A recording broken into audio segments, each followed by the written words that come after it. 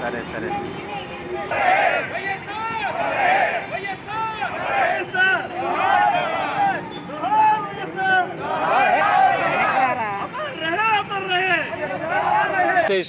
Doctor Rajasekhara Reddy గారి జన్మదినం.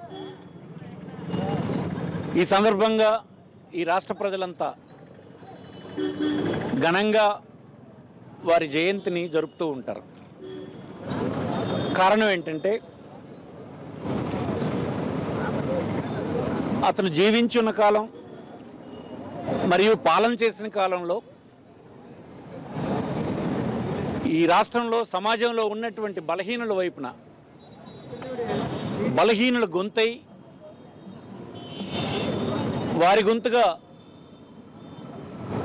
వారి సమస్యలను వినిపించి పరిష్కరించే ప్రయత్నం చేశారు. బడుగులకు అండగా నిలబడ్డారు. అనాథలకు ఆశ్రయం ఇచ్చారు. ముఖ్యంగా ప్రజాస్వామ్యంలో ఏర్పడినటువంటి ప్రభుత్వాలు కులం కానీ, మతం కానీ, వర్గం కానీ, రాజకీయ పార్టీ కానీ ఇలాంటి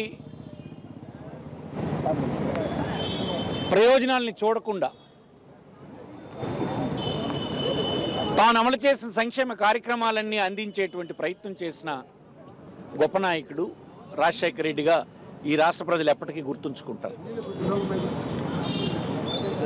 అతను ప్రవేశపెట్టిన సాచ్యురేషన్ కాన్సెప్ట్ అంటే ప్రభుత్వం ప్రవేశపెట్టిన సంక్షేమ కార్యక్రమం ఏదైనా అర్హత కలిగినటువంటి ప్రతి ఒక్కరికి అందించాలన్నటువంటి ప్రయత్నం ఉందే, అది ప్రజాస్వామ్య ప్రభుత్వాల పట్ల ప్రజలకు మరింత విశ్వాసాన్ని పాదుగొల్పిందని ఈ సందర్భంగా మనం చేస్తున్నాం. శ్రీకాకుళం ప్రజలు చిరకాలం ఎల్లకాలం జ్ఞాపకం ఉంచుకోవాల్సినటువంటి నాయకుడు కీర్తిశేషులు రాజశేఖర రెడ్డి గారు. ఈ రాష్ట్రంలో అత్యంత వెనుకబడిన జిల్లాగా ఉన్నటువంటి శ్రీకాకుళాన్ని అభివృద్ధి చెందిన జిల్లాల సరసన నిలబెట్టాలని తాను ప్రభుత్వంలో ఉన్న ప్రతిక్షణం ఆలోచించేవాడు, కార్యక్రమాల్ని అమలు చేసేవాడు, దానికోసం తప్పించేవాడు. ఈ జిల్లా ప్రజల ఆకాంక్షలు నెరవేర్చాలని అతను చేసిన కార్యక్రమాలు గడిచిన 65 సంవత్సరాల్లో ఎప్పుడు కూడా జరగనన్ని కార్యక్రమాలు ఈ జిల్లాలో జరిగినాయి.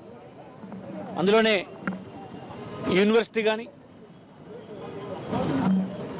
మెడికల్ కాలేజ్ కానీ, హాస్పిటల్ కానీ, రోడ్ నెట్వర్కింగ్ కానీ, రైతులకు సంబంధించి వంశధార, తోటపల్లి, మహేంద్ర తనయ, మడ్డువల్స్ ఎక్స్టెన్షన్ ఇట్లాంటి ఇరిగేషన్ ప్రాజెక్టులు కానీ, లిఫ్ట్ ఇరిగేషన్ స్కీమ్స్ కానీ పెద్ద ఎత్తున అమలు చేసి హౌసింగ్ ప్రోగ్రాం కానీ, తీర ప్రాంతంలో మత్స్యకారులందరికీ నేడు ఇల్లున్నాయంటే అది డాక్టర్ రాజశేఖర రెడ్డి గారు చేసినటువంటి ప్రయత్నమే. ఈవేళ వాళ్ళంతా ఒక సురక్షితమైనటువంటి ఇంట్లో నివాసం ఉండేటువంటి స్థితికి ఎదగలిసినారు. ఈ జిల్లా ప్రజల ఆకాంక్షలు నెరవేరడానికి రాజశేఖర రెడ్డి లాంటి ఆలోచనా పరుడు అతని ఆశయాల్ని అమలు చేయగలిసినటువంటి దీక్ష కలిగినటువంటి వాడిని నేడు అధికారంలోకి తీసుకురావాల్సి ఉంది.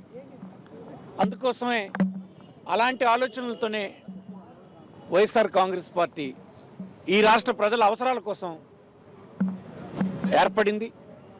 ఆ ప్రయత్నంలో భాగంగానే జగన్మోహన్ రెడ్డి గారు తీవ్రంగా కృషి చేస్తూ ఉన్నారు.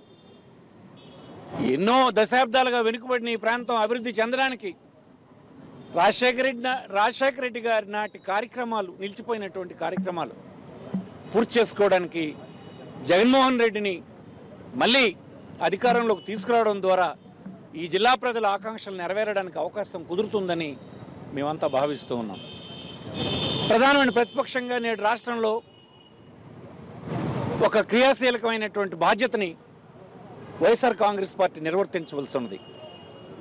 ఒకసారి అధికారం ఇచ్చినటువంటి ప్రజలు ప్రతిరోజు ఆ ప్రభుత్వం తీసుకొస్తున్న చట్టాలు, అమలు చేస్తున్న కార్యక్రమాలు, విధానాల్ని లోతుగా పరిశీలించే అవకాశం ప్రజలకు ఉండదు. ఆ నేపథ్యంలో ప్రభుత్వం చేస్తున్నటువంటి నిర్ణయాల్లో తప్పిదాలు, అక్రమాలు, అవినీతి కార్యక్రమాలు, ప్రజలకు ఇబ్బంది కలిగించినటువంటి చట్టాలు ఇవన్నీ చూడాల్సినటువంటి బాధ్యత ప్రధానమైన ప్రతిపక్షం చూస్తుంది.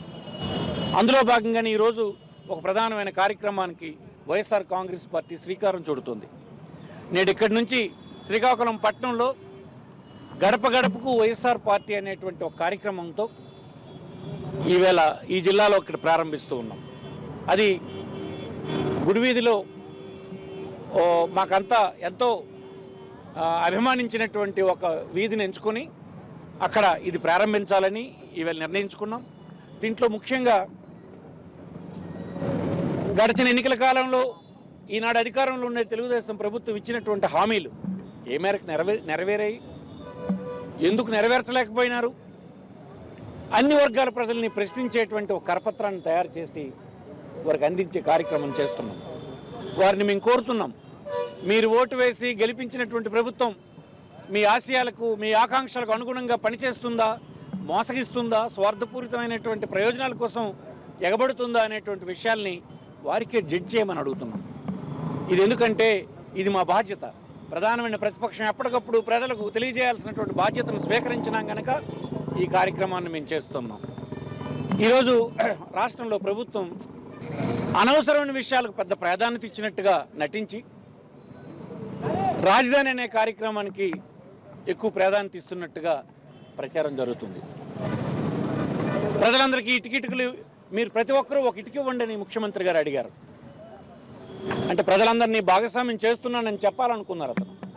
కానీ నేడు అతను రియల్ ఎస్టేట్ వ్యాపారం అక్కడ చేస్తూ ఉన్నారు. మీరు రియల్ ఎస్టేట్ వ్యాపారం చేయడం ద్వారా వందలాది కోట్లాది రూపాయలను దోపిడీ చేసే కార్యక్రమం మీరు ఒక ప్రక్కన చేస్తూ ఉంటే ప్రజలందరూ ఇటుకలు ఇవ్వాలా?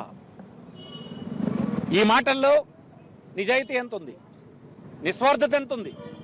ఇది కేవలం ప్రకటనలకు ప్రాక్టికల్గా సాధ్యం కానటువంటి మాటలు చెప్తున్నటువంటి ప్రభుత్వ తీరుని ఎండగట్టే కార్యక్రమం వైఎస్ఆర్ కాంగ్రెస్ పార్టీ గడప గడపకు వెళ్ళేటప్పుడు చెప్పడానికి ప్రయత్నం చేస్తాం. ఈ కార్యక్రమం డిసెంబర్ 31 వరకు ప్రతి నియోజకవర్గంలో ఆ నియోజకవర్గంలో ఉండేటువంటి ముఖ్య నాయకులు ఇంటింటికి వెళ్ళే కార్యక్రమం చేస్తారు, ప్రజలందరికీ వివరిస్తారు. మా బాధ్యతని ఇదేమి ఎన్నికలు లేవు, ఈనాడు ఓట్లేసి వేయమని అడగడానికి మేము వెళ్ళడం లేదు. కానీ మీరు ఎంచుకున్నటువంటి ప్రభుత్వం 2 సంవత్సరాల కాలం పూర్తయింది. అంటే 40% 40% కాలం పూర్తయిపోయింది. ఇంతవరకు ఏ ఒక్క కార్యక్రమాన్ని నెరవేర్చలేదు, ఏ హామీని నెరవేర్చలేదు, పైగా మోసగించే కార్యక్రమం చేసిందనే విషయాన్ని ప్రజలకు తెలియజేసే కార్యక్రమాన్ని ఈ గడప గడపకు వైఎస్ఆర్ కాంగ్రెస్ పార్టీ కార్యక్రమంలో చేస్తున్నాం.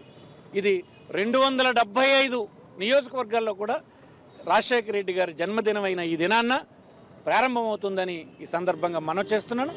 మా లక్ష్యాన్ని ప్రజలు ఇచ్చినటువంటి ప్రధాన ప్రతిపక్ష బాధ్యతల్ని విజయవంతంగా ముందుకు తీసుకెళ్లడానికి మేమందరం కలిసి గట్టిగా కృషి చేస్తామని ఈ సందర్భంగా మనవి చేస్తున్నాను.